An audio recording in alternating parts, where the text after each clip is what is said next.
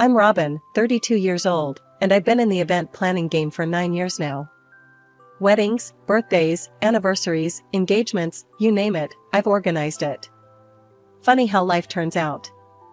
I studied economics in college, but got hooked on planning events during my time there. Turns out, I had a knack for it. So much so that I decided to make it my career. Over the years, I've built up quite a reputation. My calendar's always packed with clients, which is great for business, but not so much for my personal life. Not that I'm complaining, I love what I do. So there I was, sitting in my office, hashing out details for the Johnson family's company anniversary. 30 years in business, that's something to celebrate, right? I was deep in conversation with Mr. Johnson about centerpieces when my phone buzzed. It was my sister, Kate. "Robin, you need to come to Mom and Dad's now," she said, her voice all urgent. "It's important." I sighed, looking at the mountain of work on my desk. "Fine, I'll be there in an hour." As I drove to my parents' house, I couldn't help but feel a knot in my stomach. Family gatherings were never my favorite thing. Don't get me wrong, I love my family, but there's always been this tension. See, Kate's 8 years younger than me, and she's always been the golden child. Mom and Dad doted on her, while I was left to fend for myself. When I went to college, they couldn't find the money to help me out. My grandmother stepped in, bless her soul. But a few years later, they had no problem footing the bill for Kate's education and a fancy apartment. I tried not to let it get to me, but it stung. Over the years, I'd learned to keep my distance. It was easier that way. I pulled up to the house and took a deep breath before knocking. Mom answered the door with a smile that didn't quite reach her eyes. "Robin, honey, come in. Everyone's in the living room." I walked in to find Dad and Kate sitting on the couch. Kate jumped up, practically bouncing with excitement. I raised an eyebrow. "What's the big emergency?" Kate clapped her hands together. "Well, I have a surprise. But first, promise me you'll help, okay?" I looked at Mom and Dad, who were both smiling encouragingly. Against my better judgment, I nodded. "Okay, I promise. Now what's going on?"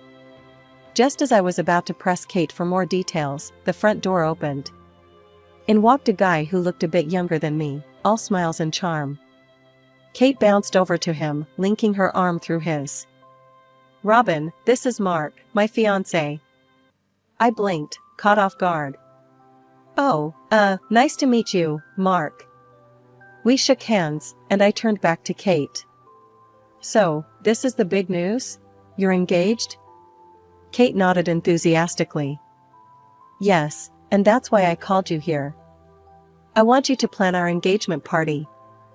I felt my stomach drop. "Kate, I appreciate the thought, but I'm swamped with clients right now." "I don't think." Dad cut me off. "Now, Robin, this is your sister we're talking about. Surely you can make time for family instead of strangers." I bit my tongue, fighting back the urge to remind him how little time they'd made for me over the years.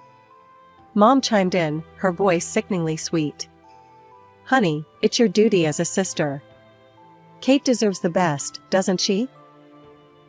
I looked at Kate, who was practically vibrating with excitement. "It has to be perfect, Robin. I mean, I deserve the best, right?" I felt trapped. Every instinct told me to say no, to stand my ground. But years of family dynamics kicked in, and I heard myself agreeing. "Great," Kate clapped her hands. "And of course, you'll do it for free." "That's not a problem, is it?" I froze. "Free? Kate, even for family, there are costs involved." "Oh, don't be silly," Kate laughed. "You're doing this as my sister. We'll cover the actual expenses, of course, but your services are a gift, right?" I looked at Mom and Dad, hoping for some support, but they just nodded along with Kate. I felt like I was drowning. "Fine," I said, the word tasting bitter in my mouth.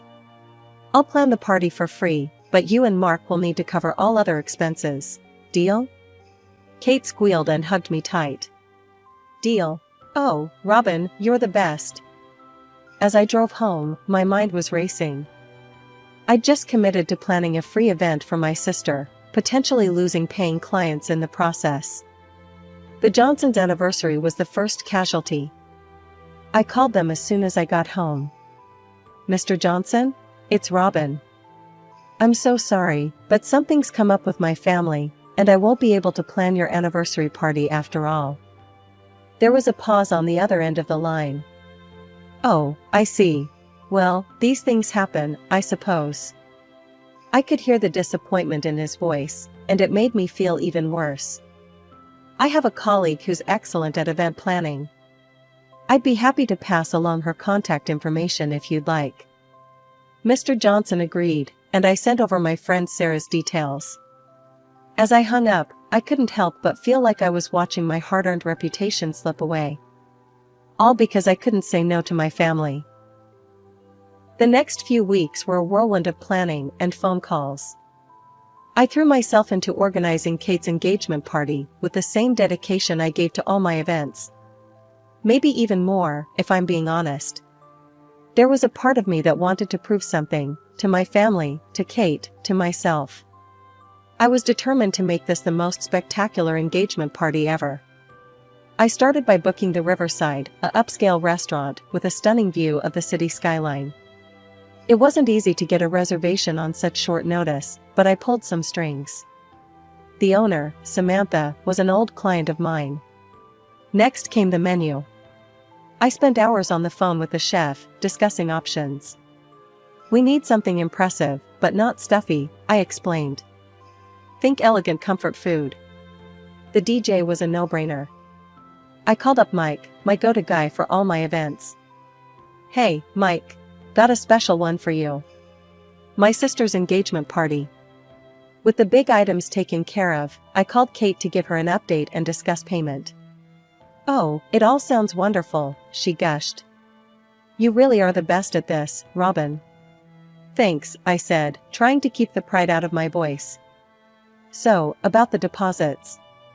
Oh, right, Kate interrupted. Can we do that later? Mark and I are a bit tied up with some other expenses right now.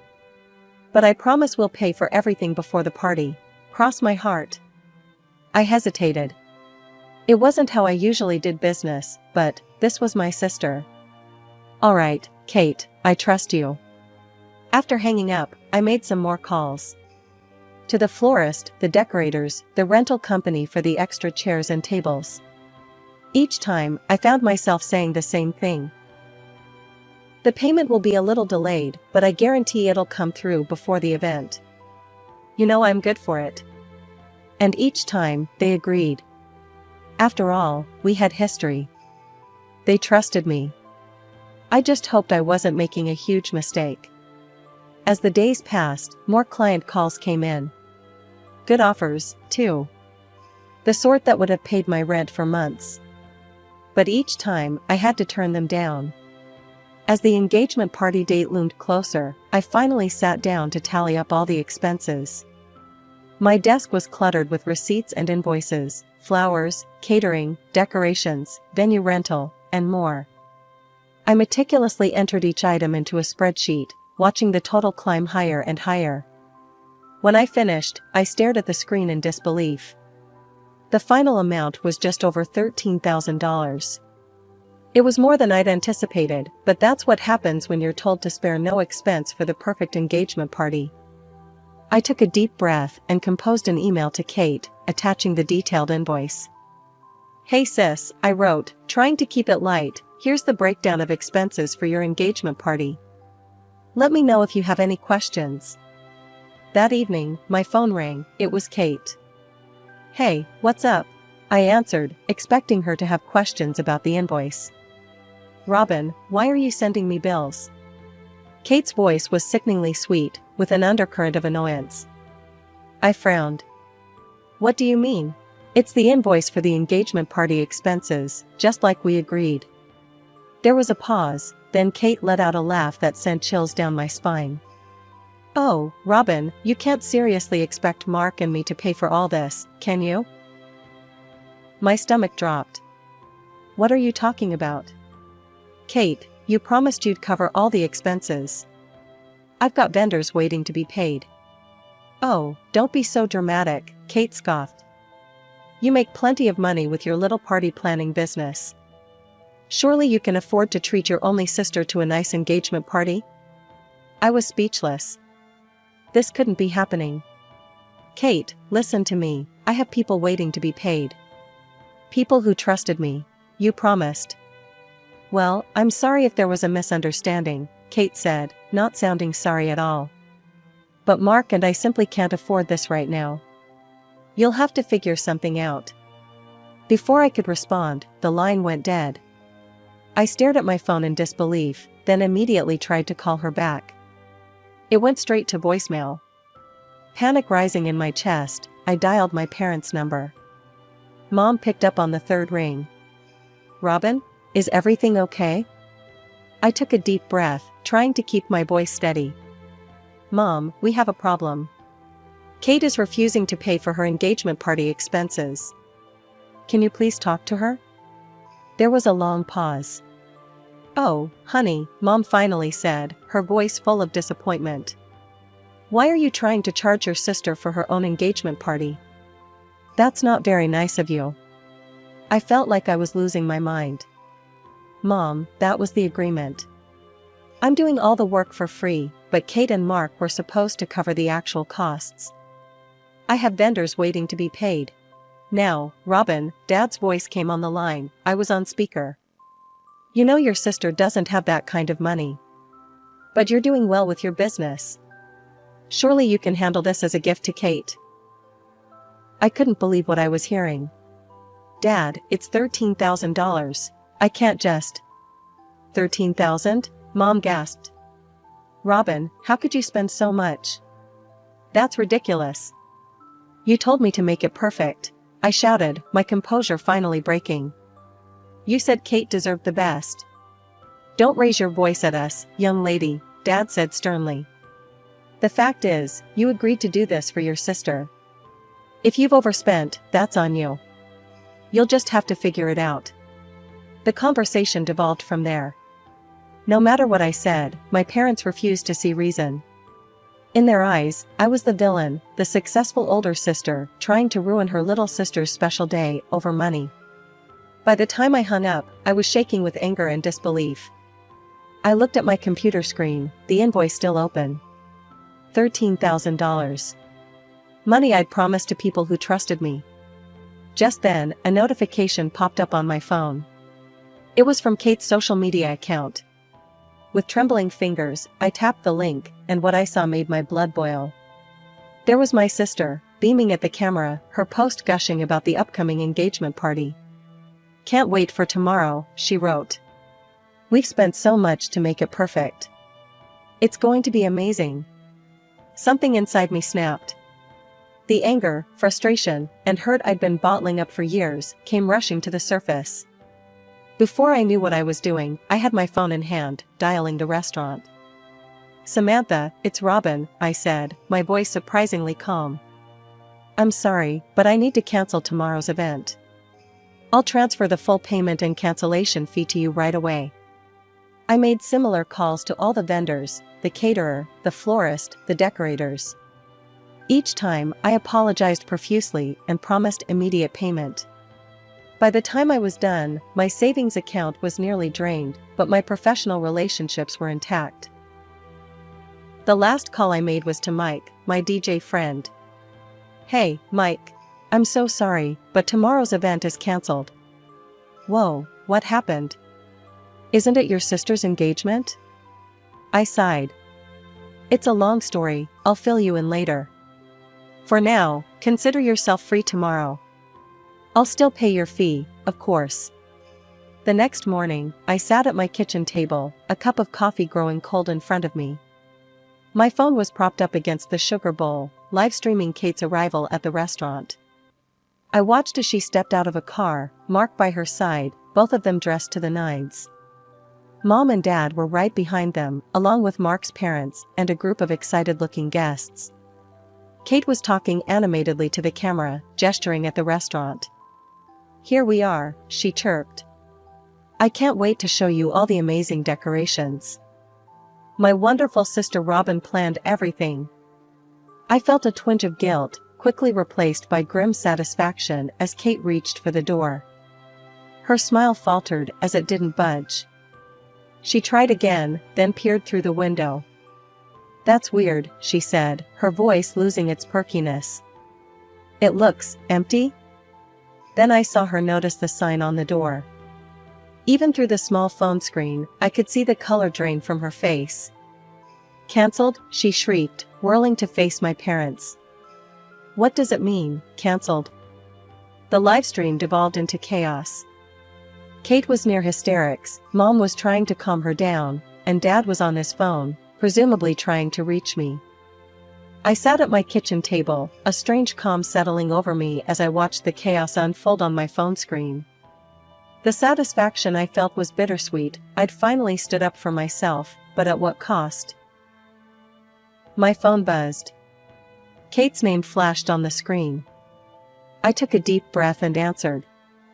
"What the hell did you do?" she screamed, her voice shrill with rage. I kept my voice level. "I cancelled the event that I paid for with my own money. You know, the one you refused to cover despite our agreement?" "How dare you?" Kate sputtered. "You've ruined everything. Do you have any idea how embarrassing this is?" "About as embarrassing as being told to foot a $13,000 bill for my sister's party, I imagine," I replied coolly.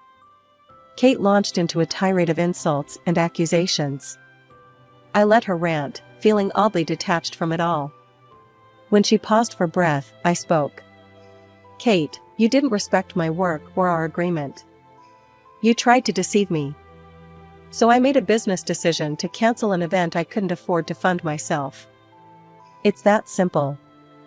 "You unbelievable creep," Kate shrieked. "You'll regret this, I swear." I hung up, my hands were shaking, but not from fear. For the first time in my life, I felt powerful. 15 minutes later, my phone rang again. Mom and Dad. "Robin Elizabeth," Dad's voice boomed as soon as I answered. "You've humiliated your sister and this entire family. How could you be so selfish?"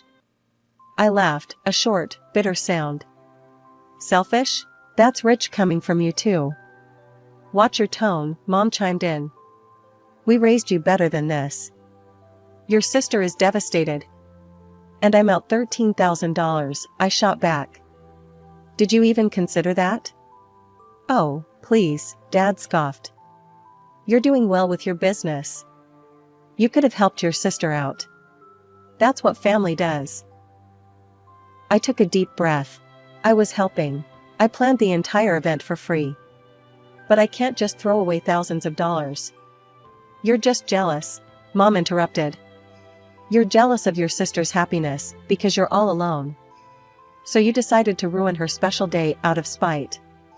The accusation hit me like a slap. I felt tears prick my eyes, but I blinked them away. "You know what? I'm done with this conversation. I'm done with all of it." I hung up before they could respond. My hands were shaking as I set down the phone, but I felt a strange sense of liberation. Taking a deep breath, I opened my laptop and composed an email to Kate. "Kate, I expect full reimbursement for all expenses incurred for your engagement party. This includes catering, venue rental, decorations, and all other associated costs. The total amount is $13,247.89. I've attached a detailed invoice for your reference.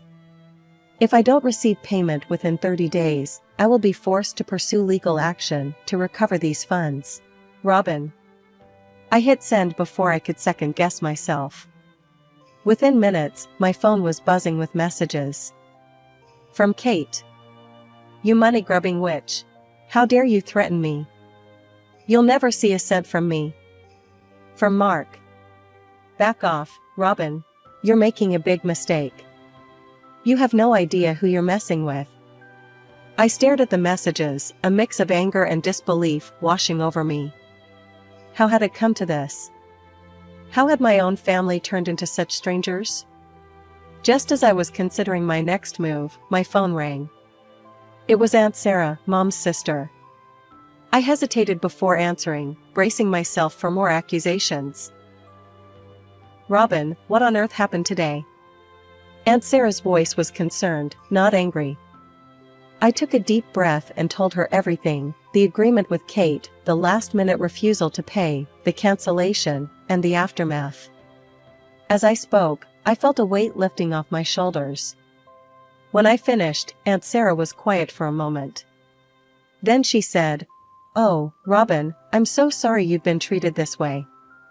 You did the right thing, standing up for yourself." I felt tears prick my eyes at her understanding. "Thanks, Aunt Sarah. That means a lot. But there's something odd about all this," she continued.